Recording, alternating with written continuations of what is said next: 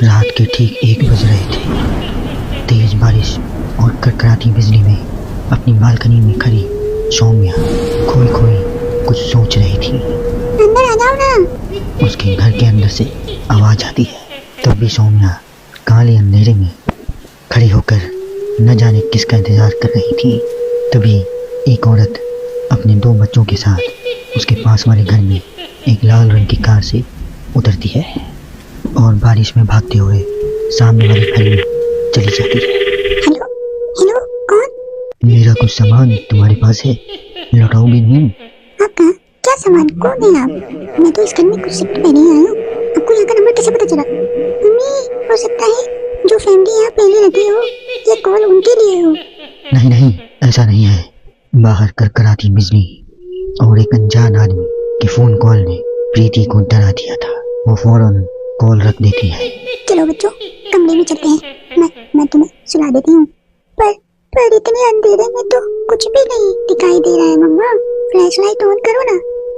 Flashlight on करती है, जहाँ उसे ऊपर जाने की सीढ़ियाँ दिखती हैं और चारों तरफ सफेद कपड़ों से ढके फर्नीचर थे। तभी प्रीति की 3 साल की बेटी उससे कहती है, मम्मा, गोश्त। नो भाई, ये तो व्हाइट क्लोथ्स है। चलो ऊपर, मम्मा आपको स्टोरी सुनाएगी। सुनिए ना आपको स्टोरी। चलो चलो चलो, जल्दी चलो। प्रीति अपनी छोटी बेटी को अपनी गोद में उठाती है और अपने बेटे के साथ सीढ़ियाँ चढ़ना शुरू करती है। एक एक कदम उसे ऐसा एहसास हो रहा था मानो वो सीढ़ियाँ भी नहीं दलदल में कदम रख रही हो। ये मेरे पैर सीढ़ियों में धंस क्यों रहे हैं? बहुत देर चलने के बाद सीढ़ियाँ खत्म होती हैं। ऐसा लग रहा था कि मैं पता नहीं कितने दिनों से चल रही थी। जैसे तैसे प्रीति थकी हारी ऊपर कमरे में पहुंचती है। जैसे ही फ्लैश बेड पर पड़ता है, वो देखती है कि उसके दोनों बच्चे पहले से ही बिस्तर पे सो रहे हैं। मेरा सर चकरा रहा है। बच्चे तो मेरे गोद में थे, यहाँ कैसे आ गई? और वो भी मुझसे पहले। प्रीति कुछ समझ पाती उससे पहले ही वो बेहोश होकर जमीन पर गिर जाती है। अगली सुबह उसकी आंखें सूरज की रोशनी चेहरे पर पड़ने से खुलती हैं। वो बैल्कनी में जाती है, जहाँ उसे सौम्या अपने बैल्कनी में खड़ी दिखती है। ऐसा लग रहा था मानो सौम्या रात भर से वहीं बालकनी में ही खड़ी थी। प्रीति सौम्या को मुस्कुरा कर देखती है।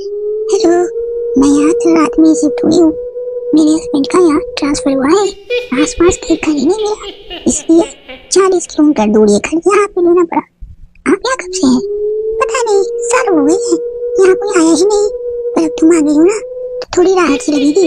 आओ ना घर पे। हाँ, क्यों नहीं, मुझे भी कंपनी मिल जाएगी। वैसे ना, कल रात मैंने यहाँ कुछ अजीब महसूस किया। मैं आकर बताती हूँ, ठीक है?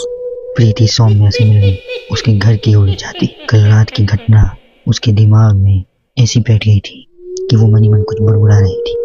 वो वहाँ पहुँचती है और पिछली रात के इंसिडेंट के बारे में उसको बताती है।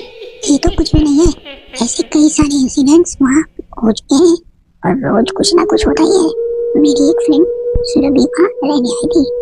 वो अपनी कार में बैठे नई ठिकाने की ओर जा रही थी और खुद से बड़बड़ा रही थी।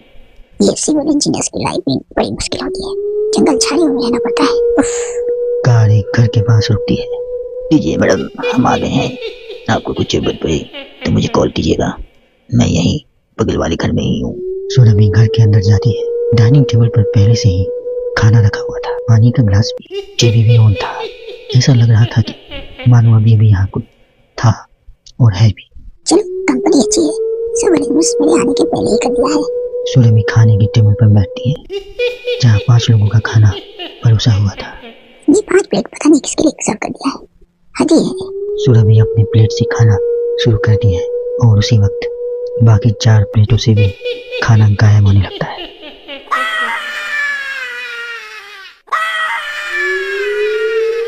सुरभि भागते हुए अपने ड्राइवर के घर पर जाती है और वो देखती है उसका ड्राइवर जमीन पे गिरा हुआ था और फर्श पे हर जगह बस खून ही खून था और उसके ड्राइवर राहुल के मुंह से भी खून आ रहा था।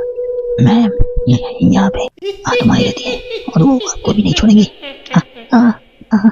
ये कहते कहते ही राहुल दम तोड़ देता है और सुबह के 11 बजे ही चारों तरफ अंधेरा छा जाता है। चारों तरफ से अजीबोगरीब आवाजें आने लगती हैं। अम्मी,